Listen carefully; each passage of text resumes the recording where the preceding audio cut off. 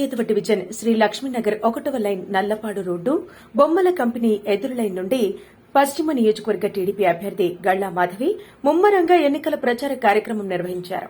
ఈ సందర్భంగా 25వ డివిజన్ కు వచ్చిన గళ్లా మాధవికి ప్రజలు ఘన స్వాగతం పలికి పూల వర్షం కురిపించారు. డివిజన్లోని ప్రతి ఇంటికి తిరుగుతూ బాబు షూరిటీ భవిష్యత్తుకు గ్యారంటీ కరపత్రాలను ప్రజలకు అందజేసి సూపర్ 6 పథకాలపై అవగాహన కల్పించారు. పాలకులు అధికారులు కలిసి తమ ప్రాంతాన్ని పూర్తిగా నిర్లక్ష్యం చేశారని స్థానికులు తమ ఆవేదన వ్యక్తం చేశారు. మీ ఇంటి ఆడపడుచుగా మీ వద్దకు వచ్చానని, వచ్చే ఎన్నికల్లో ఆదరించాలని, అన్ని విధాలా అండగా ఉంటానని గళ్లా మాధవి భరోసా ఇచ్చారు. అనంతరం 25వ డివిజన్లోని తెలుగుదేశం పార్టీ కార్యాలయాన్ని నేతలతో కలిసి గళ్లా మాధవి ప్రారంభించారు.